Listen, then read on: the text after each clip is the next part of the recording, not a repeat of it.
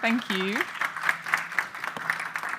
So that's not the title of my talk. My talk is Agent-Based Models 101. I know nothing about the law, which is a good thing. It means I haven't been in trouble with it.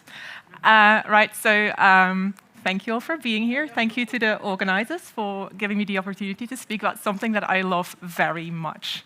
I know that's a bit crazy to say about models, but I really think agent-based models are amazing. And are there like people here who've never heard of them? You all know about this. Okay, well, I was hoping to make somebody's life a lot better by telling them about agent-based models for the first time. Anyway, so I am Lies. I'm a VP of Data Science at Choreograph. Oops, should not have gone there. So I work at Choreograph. Choreograph is the data and tech arm of GroupM. GroupM is a part of WPP, which is one of the largest marketing firms in the world. So we are in advertising. However, I started my data science career at this place called Sandtable, where we did bespoke agent-based modeling. And I've been carrying on doing that for quite a long time. And even in our day-to-day, multiple teams in our company use agent-based modeling on a daily basis. We have some in production. Sometimes we just do it for research purposes when we're figuring out whether our ideas make sense. So yes, I will talk about models, simulation, then I'll talk about agent-based models in specific.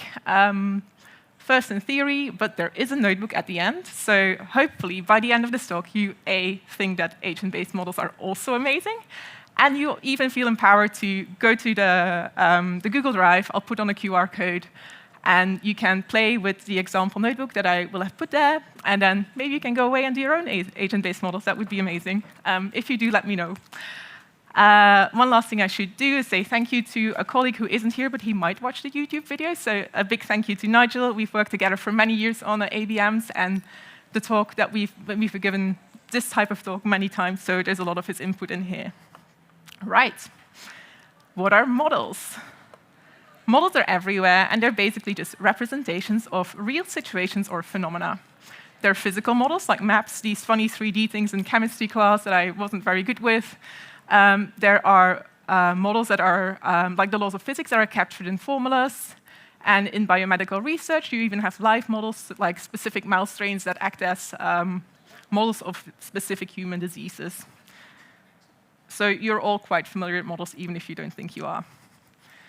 This quote, literally every talk about modeling, and I'm not above using it myself. All models are wrong, but some are useful. And I want to talk a little bit about the uses of modeling. So I'm pretty sure that if I would ask you guys, what are models useful for, a lot of you would tell me prediction. And that's absolutely true. Models are great for prediction. This just means foretelling the state of the system in the future. Here is an example from the Bank of England. They predict what happens to inflation. I didn't go back to check whether this actually came true or whether it was worse. It's way too depressing. However, there are many, many uses of models that are not prediction. I'm not going to talk through all of them, don't worry. So one of the ones that I really like is explanation. We build models to better understand the world, to capture in our minds and also in our computers why things are the way they are. When you do that, you have to make your assumptions really, really explicit. Like the moment you start writing it down or coding it up, you have to be very explicit, and this helps you keep your thinking very clear and very honest. It also helps you with data collection, because the moment you start implementing something, you're like, hey, I don't actually know about this one thing that's quite important to my model. So then you know what you're going to look for. And the last one I'm going to talk about is really good for training practitioners and also educating the public. So if you are going to the QR code at the end of the talk, there's that link. Well, the whole presentation is there. If you follow that link, you'll see that it goes to the Washington Post. It's a web page from March 2020, so start of COVID, and it has these little agent-based models explaining to people what happens if you do lockdown, what happens if you do social distancing. And because they're all visual, kind of dots moving around, people actually seem to have gotten it, which I think is a great use of modeling. Anyway, takeaway from this slide, lots of uses of modeling that are not prediction. Now I'm going to talk a little bit about simulation. So I came up with this definition. It sounds a bit like, it's the imitation of the real-world phenomena over time. I like to think about it, it's like just like you take your model and you let it play out. So the example that, oh, nope, this is not a pointer. Oops. Let me just go and point.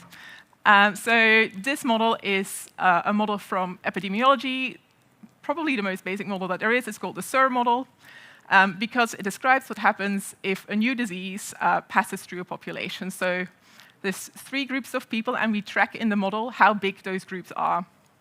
So you start off with the susceptibles. When they get infected, people move to the infected group, and then finally they recover. There's no death in this model, so it's all quite nice and lovely. We describe this model with differential equations. You can write them there like that. I won't go into the details. But it's very important to keep in mind that they just keep track of the number of people in each group. And then if you implement this, this model and you let it run as a simulation in your computer, you get output like this, sort of like a time evolution, right? And you start off with everybody being susceptible. Then if you follow the red line, initially, you know, a few people sick here and there, suddenly it explodes, but you run out of people to infect. So at some point you peak in your infections, and then everybody eventually recovers, which is lovely and nice, as I said before. So this is great, right? This is a great model. The problem is that if you go to like a scientist or like, you know, the practitioner, they'll be like, yeah, but actually, we really need to like start thinking about like age and gender, because there will be different like infection rates, or you know, there's actually multiple strains. So can we please keep track of like who has gotten what strain, and like whether that confirms immunity to like another type of strain? And for every of those questions, you have to kind of start copying some of those boxes. So before you know it, you have a huge forest of boxes, and it becomes quite unmanageable. And so then you go thinking like, well, I'm just keeping track of the sizes of the populations, and the more kind of detail I put into it, the more my system grows. Wouldn't it be really lovely if I could just look not at the numbers of the boxes, but just like look at all the individuals in my population, let them do whatever they do, and then in the end, we just tally up what has happened to whom, when, in whatever kind of way I want to slice and dice it. And that is agent-based modeling. So what are agent-based models, or ABMs? 3 parts. First one, you need your agents, quite unsurprisingly. Agents can be households, can be businesses, people, most often. And I like to think about them as the decision-making units. Now, that doesn't really work with the sickness example, because obviously you don't decide to become sick. So it works really well when you think about marketing use cases, though. So that's your agents, and agents have characteristics such as age, gender, income, how sporty they are, do they smoke, things like that. Whatever you need for the problem that you're currently facing, you have to put it into your agent. Now, your agents don't live in a vacuum. They live in an environment, and the environment has to capture everything that could affect the state of the agent and their decision-making process. Simple example, if you want to model ice cream sales, your weather will need to be part of your environment. And then lastly, you need behavioral rules. That just tells you how the agents make decisions in a certain environment. And I put an example there. It's the combi model of behavior change. It's a very popular model, like the UK government is quite big on it, for example. I'm not going to go into detail, but the idea is that to have a behavior change or to buy a product or whatever, you need 3 things. You need motivation, kind of a no-brainer.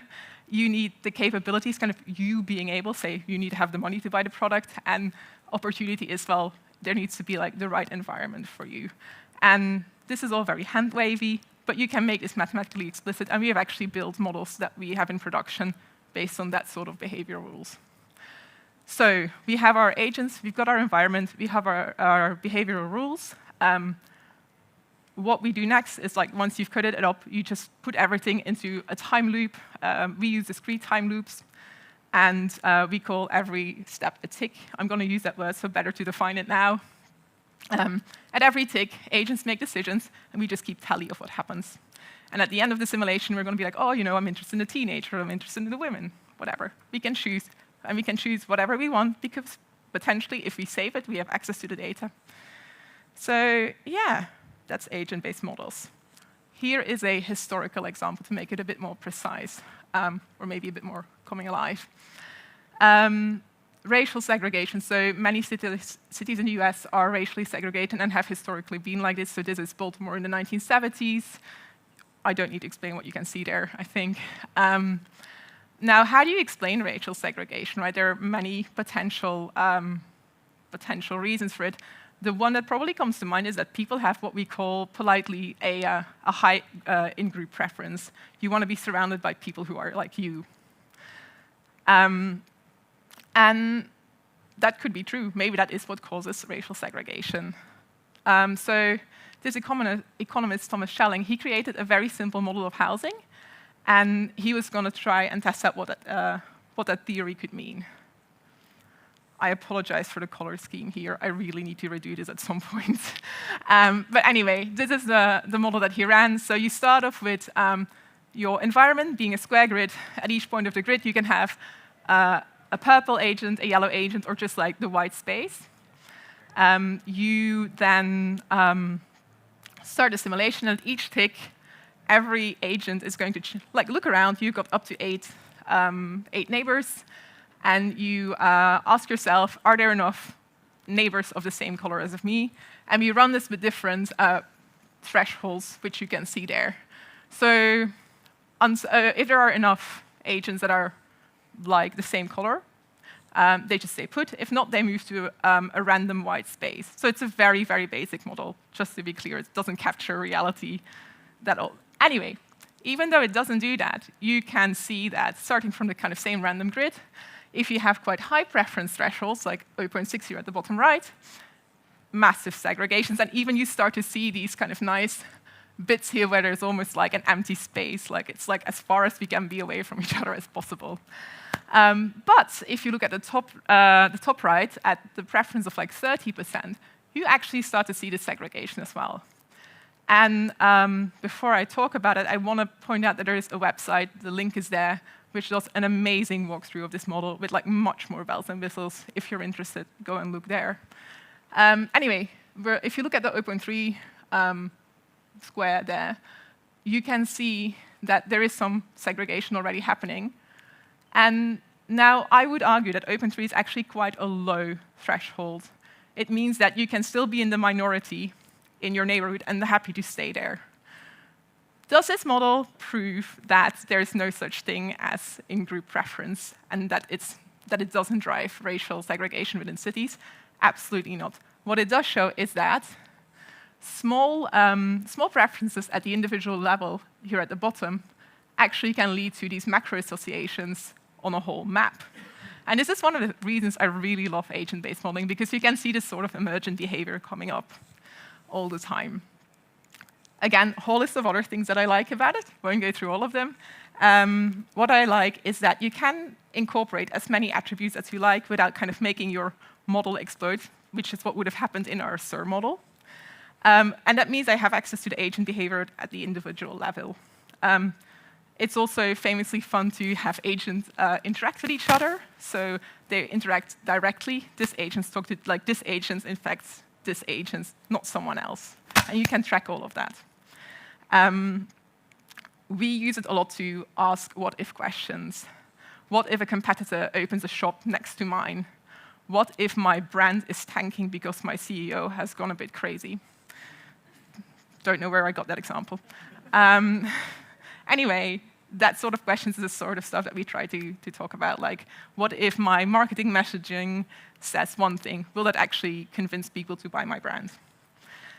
The last thing is it forces you, again, to be really explicit about your mental model of like what is happening here. And in here, I mean the real world. Yeah, so all fun uses of agent-based models. What the takeaway is here is that a lot of these map back to the uses of models that are not prediction. That's other slide with many bullet points. But also ABMs are really good for modeling these complex systems where there's lots of interdependencies. And one example is health behaviors. Okay, before we go into this, I love cycling. I always wear a helmet. whatever I'm going to say, I think you should wear a helmet. So why do I like my helmet? Because if you would have a head injury, it's better to have a helmet than not have a helmet. And I like my brain. So knowing this, you could argue that the government should have legislation to have cycling helmets compulsory, because that would lead to more people having on helmets, which means that if there's an accident, that will have a positive effect, and overall our health burden will decrease, which is something that is good for many reasons. However, there's research that suggests that if we make cycling helmets compulsory, fewer people would cycle.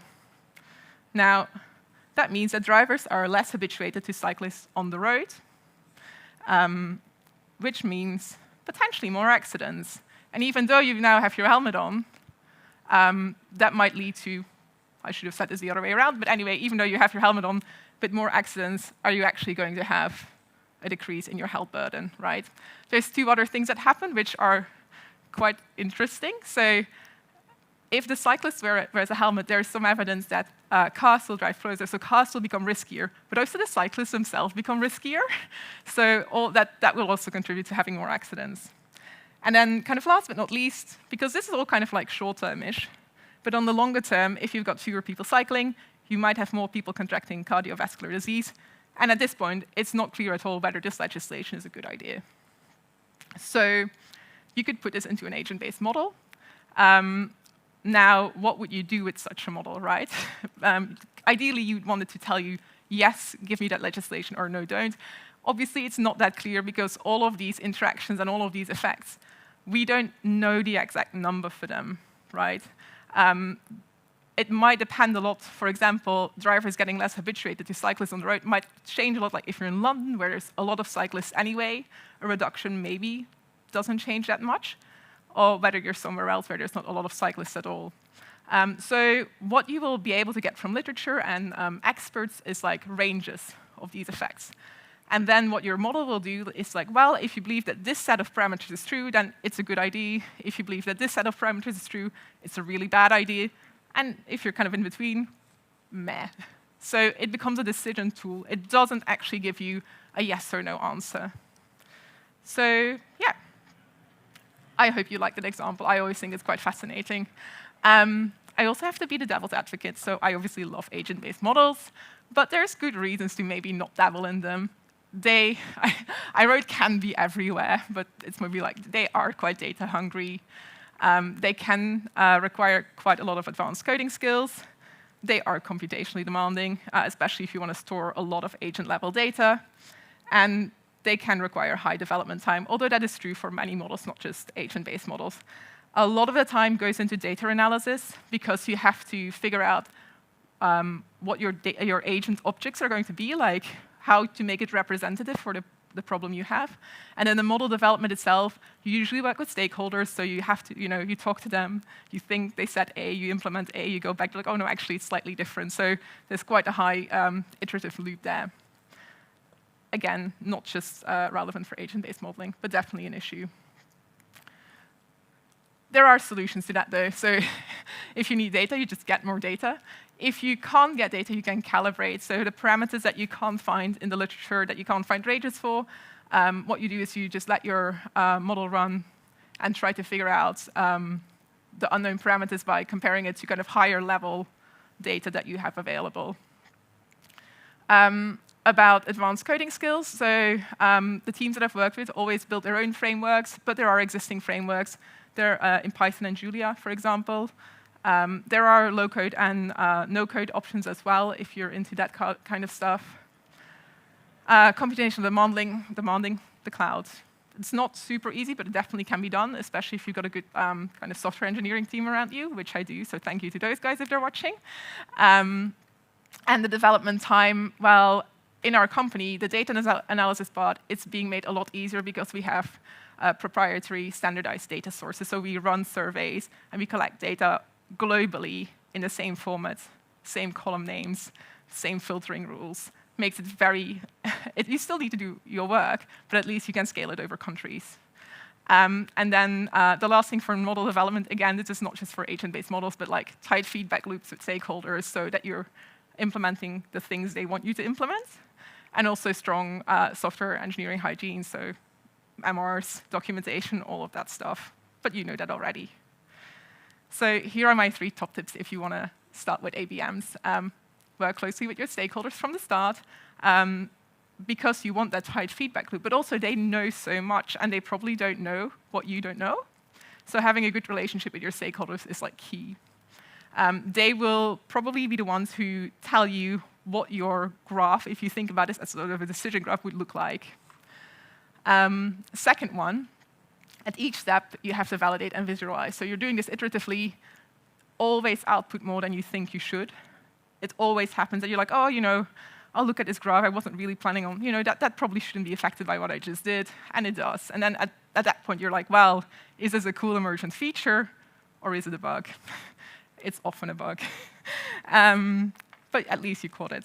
And then the last one is maybe the most important one. Don't put more into the model than you need to. What you're looking for is the simplest model for your complex problem, not the most complex problem for your complex problem. Great, I see some people nodding. If that's the one thing you take away from today, that would be great. OK, small word about the future of ABM. So up until like a year ago, when I told people I did like agent-based modeling, people just didn't get it. Some people thought it was Asian-based modeling, which is probably my accent. Sorry for that, if you thought that. But yeah, so that changed like about a year ago. Now when I say I do agent-based modeling, everybody says, oh, you've got like LLM agents. It's like, nah, sorry, that's not really what I do. But people have done it. So this is quite an old paper. It's DeepMind and Stanford. And they made this little Sims-like village with 25 LLM agents, they call the generative agents. And there was some like really cool behavior that came out. So they told one agent to throw a party. And without any further prompting, that generative agent invited people. They remember to show up to the party, which is pretty impressive. But somebody even like looked for a date, which is very cute. So you can have like really cool, I think, ABMs with generative agents. I have 2 kind of qualms about it. The first one is you replace your decision-making process with a black box, which is kind of goes against one of the things that I really like about agent-based modeling, namely that you have to be so clear about what's happening. But I can live with that. The other one is that you can have nice emergent behaviors, like people get looking for dates, but that's qualitative. I don't know how you make it right quantitatively. Like if you want to say like, oh what is my marketing campaign going to do? How can you make that believably quantitatively? I think we will figure it out, and I think this is probably here to stay. But I think at the moment it's still in the research phase, and it's really excited to see where it will go. Okie dokie. Time for my notebook. I'll first tell you what we're going to model. So we are a company. We've got a brand which I kind of basically called our brand. Think about the category you're in. I don't know what you want to think about. I'm going to think we're selling chocolate bars. So our brand is a brand of chocolate bars. Obviously, sadly, there are other brands of chocolate bars, which means that we don't have all the market share, and we would really love some more market share, and also generally more sales. So in our company, we kind of divide consumers into 4 audiences based on 2 characteristics. How often do they purchase in the category, and how inclined are they to buy our brand if they are in the category? So these 2 things, I will translate them into a probability for each agent. So each agent will have a probability of being in the market, and then the probability of buying our brand. We'll set that up, and we'll follow them for half a year, so 26 ticks. And at each tick, we will just use a random number generator to determine who is in the market and whether or not they buy our brand. I'm not sure whether you are familiar with how this will work, so I'll just explain it. I hope it's not too basic. So if you have one agent and a probability of, say, 0.7 of being in the market, I just take I draw a random number uniformly. If it's smaller than 0.7, yes, they're in the market. If it's higher than 0.7, they're not in the market. And similar for the buying our brand. Now that I've introduced these random number generators, I've introduced stochasticity, right? So That means I will have to run my simulation multiple times, which we call reps or repetitions, because otherwise I might just be in a very lucky or a very unlucky state of random number generations. And we're obviously also going to store the data, so I'm going to have two versions. One will be all the agent data. I will just keep it all. But I'm going to do parameter sweeps. That won't work. I've tried it. The Colab notebook crashed a couple of times. So what I'll do there is I'll keep some aggregated data, and I'll tell you what that looks like. So I will do a number of iterations, because I got to practice what I preach about iterative modeling. So the first thing I'll do, I'll just check who's in the market and who buys our brand, no advertising involved. And that's kind of my base case, right? So I can compare to that later on. Then I'm going to run 3 types of marketing campaigns. When an ad is seen by an agent, that's called an impression. And in the first version of my model, seeing an impression makes an agent more likely to buy our brand if they are in the market. However, and specifically for chocolate bars, seeing that impression might actually push you into the market, right? You see an advertisement for a chocolate bar, you're like, yes, I want that, please. So I have both effects there. And in the last one, if we have time for it, I will introduce some sort of like word of mouth situation where it's not quite like a viral campaign, but it's more like, oh, I've seen an ad, I'm going to like pick another random agent and talk to them about the ad I saw, which kind of counts as another impression towards that agent. So that being said and done, I'm going to move that here for later on. OK, that's a bit small, isn't it? Does that work? That doesn't. Yeah, Command+. There we go. You guys happy with that? Cool. Right. So I'm not brave enough to do live coding, so it's all there already. So these are just imports, as you usually do. Remember, there's 4 types of audiences. So audience 0 and 1 have a slow purchase cycle. They don't eat many chocolate bars. I don't know what's wrong with them. 2 and 3 are more like me. The column with 0 and 2 has a low affinity for my brand, or our brand. And 1 and 3 actually do really love our brand. So that's how I'm going to make my agents. So let's look at the base case. Oops, nope, that's too much. I should have gone here. Right, so my agent, like my population will look like this. Each agent has an ID, just a number, and the audience that they belong to. And then I'm going to add the probability of being in the market. How am I going to do that? I'm just going to add a column, and that will be each agent's probability of being in the market. And I draw that from beta distributions, just because I can. I had to choose a distribution. So the people with a slow purchase cycle, I will draw their probability from the red, so the left-leaning one.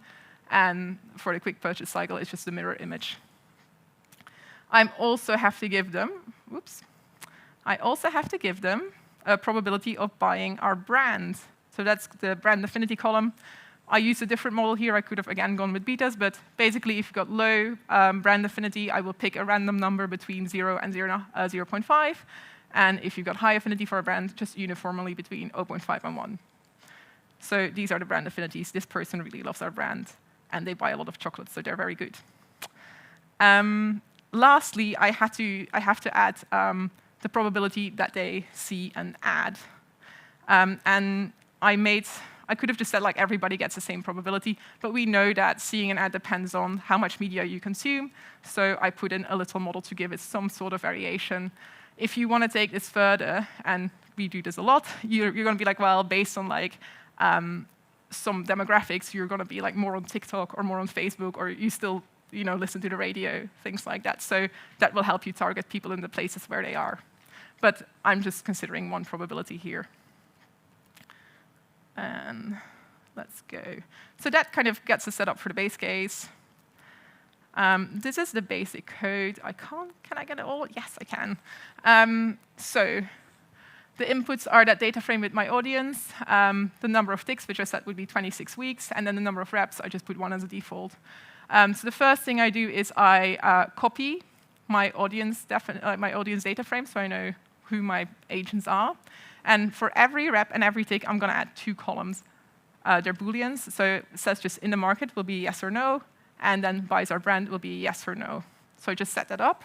And then if you look at the for loops, I'm just going to do a double for loop. The first one is over all the reps, and the second one is over all the ticks. So for a rep, I need to install a kind of random number generator to see whether people are in the market, and one for whether or not they're buying our brand if they are in the market. And then at every tick, I just said what I told you I would do. I do what I said I told you I would do. I first decide whether people are in the market by comparing to a random uniform. And then I also do the same for buying our brand, compare that against the agent's brand affinity, and I filter it with whether or not they are in the market. And the output looks something like this. So person 1, first rep, first tick, is in the market. I don't know whether they buy our brand because obviously I ran out of space, but I keep track of that as well. I hope that's clear. Are there any questions about that? Like, was that? OK, thank you. So now I obviously went back to the top of the page somehow. Yes, so what I'm going to do is I'm going to, instead of just looking at this data frame, I'm going to make some plots. This is just more like a check, right? So I said that my audience 0 and 1 would have low purchase probability, and if you look here, you can see that the fraction of agents in that audience that is in the market in a given tick at a given rep is, what, 0.18-ish? Audiences 2 and 3 are high purchase cycles people, and this is clear. So this is just a check that you have to do. Similarly, and every time I do that, it goes wrong. Let me be a bit smarter about this. So this is about brand preference. So you see that audiences 1 and 3 buy a lot more of our brand, which is good. That's what we wanted. I'm going to just gloss over this for time reasons. I'm going to start doing advertising campaigns, and this is my V1. So if you remember, in the first instance, we will just affect the purchase probability of people who are in the market of buying our brand rather than another brand. And what I'll do is I'll take their initial probability of buying our brand, and I'm going to multiply it with the factor looking like this. So the number of impressions that they see goes in the exponent, and I need some sort of brand effect size parameter because obviously I need you need to know what the effect of marketing is somehow. And obviously this is a knowable number. This is one of the things that you might calibrate for, or you try to get it from data from past campaigns. So it looks something like this. If your brand effect size is quite low, even seeing 10 impressions will not help you very much. If your brand effect size is really high, explosion, like that really explodes your probability. So that's kind of what you would want. So let me show how that changes my code. So I have to now add columns for the number of impressions that everybody sees, because I'll need that later on. And in the kind of double loop, the only thing that changes is here. I used to take a random unit from a uniform distribution, and I would compare it to this brand affinity, and now I just multiply it by this factor that we just talked about. What does that mean? I'm not going to show you the output. It looks very much like the previous output you saw, but I'm going to go straight to a parameter sweep. Now, I said before, parameter sweeps will literally just like stop collab. So if we keep everything, so the code is basically just still the same. It's just the things that I'm going to store are much, much smaller. For each repetition, I'm going to store how many people have been in the market over those 26 weeks, and how many people have bought our brand. So how often was our brand bought? And then I can calculate from that the market share of my brand, our brand. And that's everything I keep per repetition, so that's a lot smaller. The code is basically the same, it's just not stored in data frames. Now, what am I going to parameter sweep over? So if you're doing advertising, you know that it costs money. So ideally, you buy as many advertisements as you need but not too many. So one thing I want to know is how many ads do I need to buy? And I'm going to just do a small sweep here from 0 to 35,000 instead of 5,000. And because I'm not quite sure about what the brand effect is going to be, because it depends on a number of things. Right? Like you can have really strong creative, or you can have a lot of competitor advertisements. So it's quite hard to know. So we're just going to look at the values that we had in the previous plot. So this is a sweep. I just put everything into a dictionary. This is just a plotting function. And so, apologies. This is a heat map. On the x-axis, you've got the brand effect. And here you've got the number of ads and the color. Obviously, the brighter, the more sales you have above baseline. And baseline is what we just did in our base case. So again, not surprising that the top right is very yellow. But what you can start to learn from here is, like, what is the trade-off, right? If I think that brand affinity is really high, I can get away, say, if I want an effect of 5,000 more units sold, I only need 5,000 ads. However, if I think that advertising doesn't work particularly well, you're going to be in, like, oh, it's quite hard to match the colors, but maybe like here. So you have to buy 5 times or like even 6 times more advertisements. So these are like good things to think about, right? And even if we don't necessarily know the right numbers, it's what I said with the health systems, like, are we more in this type of world or are we more in this type of world? So this was the sales, which like units sold above base. This is the difference in market share. And as you can see, it's actually literally the same plot, just with different scale, because this is the market share. So it's like a percentage of the units that were sold. And the reason that it's like that is because everybody still buys the same amount. But now my marketing campaign in V2 is going to affect people going into the market, so I'm going to sell more units, hopefully. So that's V2. Right. I could have used a multiplicative model again, but I decided to just like add probability in an additive way. So for every impression you see in a tick, you are going to be a factor B more likely to be in the market. And B is what I'll call the in-market effect size. These are not like official terms. It's just, you know, what makes sense, I hope. So that looks like this, linear. So you just add it linearly. Let me look at the parameter sweep version immediately. So what you can see here is the new bit. Now I'm not going to just compare my random numbers that I get from my in-market RNG to the in-market probability, but I add this kind of linear effect. And again, I'm just going to do a parameter sweep. This time, I fixed it to 16,000 ads. And you might ask, why did you do that? And I did it so long ago that I can't remember. So just going to have to take my word for it. Probably because it made reasonably good plots. So I fixed to 16,000 ads.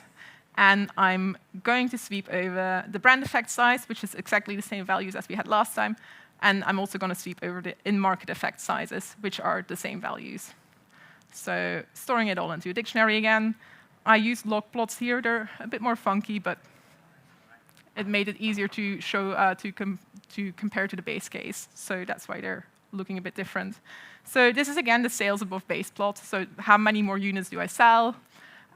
You can see that, again, obviously, this is the richest soil. Like, we push a lot of people into the market, and everybody likes our brand a bit more. This is like the ideal situation. And again, you can start looking like, you know, what are the trade-offs?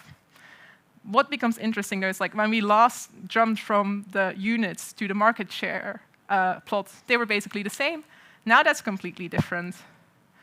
And that's because we're pushing people into the market. Thank you. 5 minutes. So what you can see here is that because we're pushing people into the market, if the effect of pushing people into the market is strong, but they're not much more convinced to buy our brand, that might not be very good for our market share, right? And so you can see that you get the biggest difference of, say, you know, you fix the effect. No, otherwise. You have to fix the effect on brand affinity, and with stronger effect on brand affinity, it really would help you a lot if you also help other people enter the market. If your effect on the brand affinity is small, you're not actually gaining much market share. And if market share is one of your KPIs, that would be relevant. You're still selling more units, right? But maybe the CMO is interested in market share. I have 5 minutes left. That's not enough time to go to V3, but it's all there. If you want to go, I'll put on the QR code in a second. I also left exercises for the reader. I did this late at night in the hope that at least one person would have a go. I know that's probably a bit insane. But yeah, just look at the options. This was a very simple toy model. My segments were equal size. You could make them in equal size. You could think about people being reached on different media. You could start thinking how can I get the combi behavior model in here? They're open-ended questions, by the way. No good answers. But if you're interested, please have a go. And if you do, you can ask questions. I'm sure you'll be able to find my email somewhere. And yeah, thank you all for listening to me. Amazing. All right, thank you so much. First off, I want to apologize for the mix-up in the title of the talk at the beginning. I don't know how that happened. I think it was the one from Oktoberfest. All right. Well, apologies for that. Have you got any question before we go for our coffee break? One. Anyone on this side? 2. All right, so we'll start with you. Thank you so much for the talk. I had a question. I'm curious, are there any use cases where it makes sense to incorporate seasonality and viewability of the ads? And if so, how do you manage those within them? Well, I'm obviously not allowed to tell you how exactly manage it, but it's a very good question. Yes, the example I always give is perfumes. Perfume ads and all the perfume brands spike before Christmas and before Valentine's Day. And those are geared towards men. So they're not geared towards the women who might buy it for themselves. Although maybe for Christmas they would. I don't know. So yeah, we allow users in our... So we've got a media planning tool where people say, here's the money I want to spend. Here is the touch point I want to consider because maybe I don't want to run a radio ad. And here's the audience that I want to target. And so one of the things that they can adjust is the viewability. And we do have data on viewability as well for different formats and different channels. So that's incorporated. And they can also put in seasonality effects because, yeah, it is really relevant.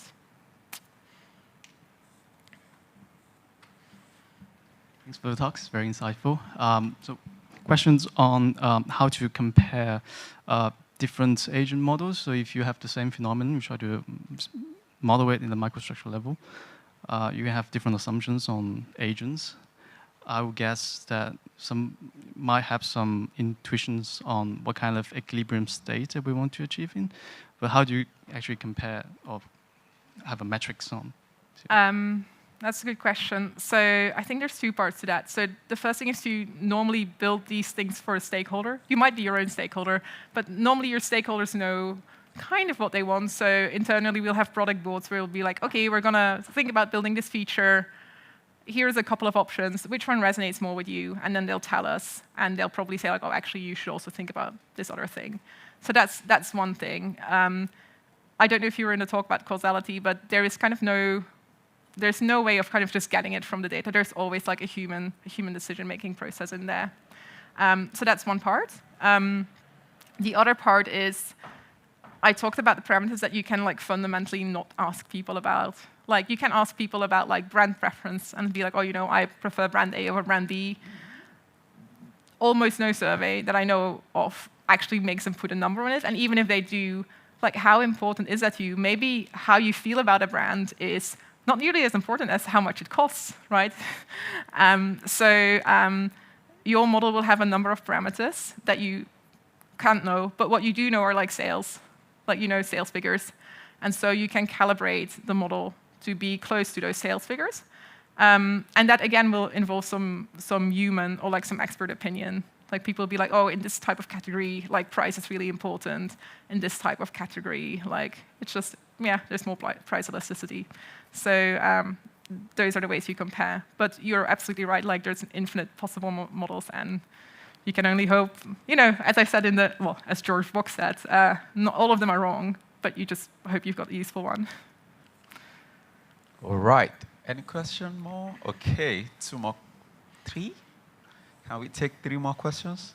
It's going to eat into our coffee break. Are we okay with it? Okay. All right.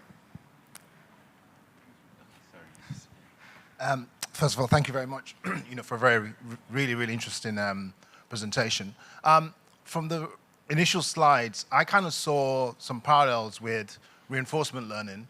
So I just wanted to kind of maybe ascertain from your experience, being a practitioner, are there any sort of, is there a confluence between agent-based modeling and reinforcement learning? Because I can see a lot of parallels there. Yeah, I mean, you could have agents that learn, and the degree to which they do that, like sometimes they just learn by using a product, like in the marketing model again, like a product, and then maybe they don't like it and they learn that way. I'm not an expert in reinforcement learning at all, but I think you could have like self-reinforced learners as your agents, but I have not played with that, and it's something that's kind of on my to-do list, like my wish list for some point in the future.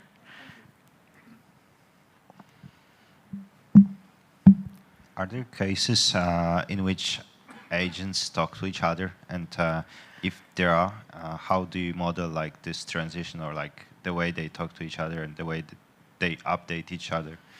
Is there like a work framework that you follow, or it's more like research-based? Again, there are many options that you can take.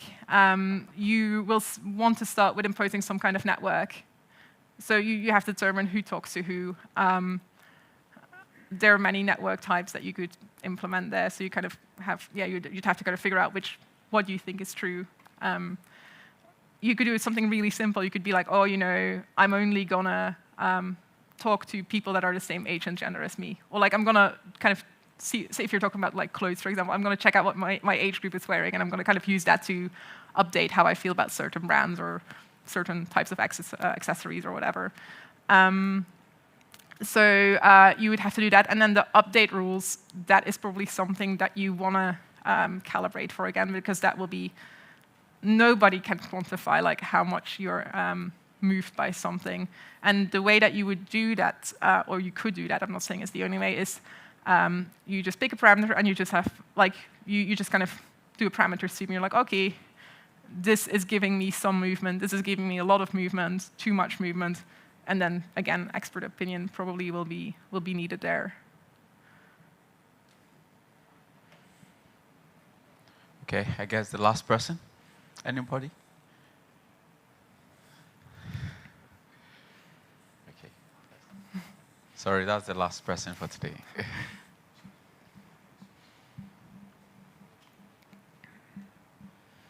Thank you for an interesting talk. My question is about the scalability of agent-based models. How good they scale in comparison with other types of modeling? Thank you. Very good question. So when I talked about putting things on the cloud, that's part of scaling. Because you can scale over reps. Like every repetition kind of is a standalone process. They don't need to know about each other. So that's like one way of kind of scaling. We have models that run in like minutes. We've got some things that run in like, 5 to 10 minutes.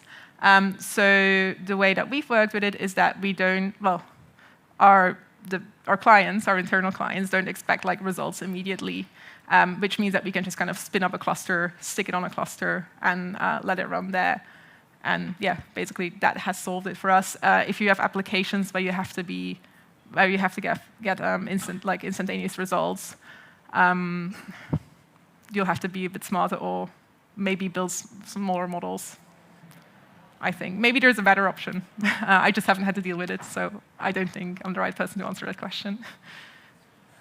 All right, brilliant. Thank you very much. You can catch up with her during the coffee break to answer any other question. Let's give her a round of applause. Thank you so much.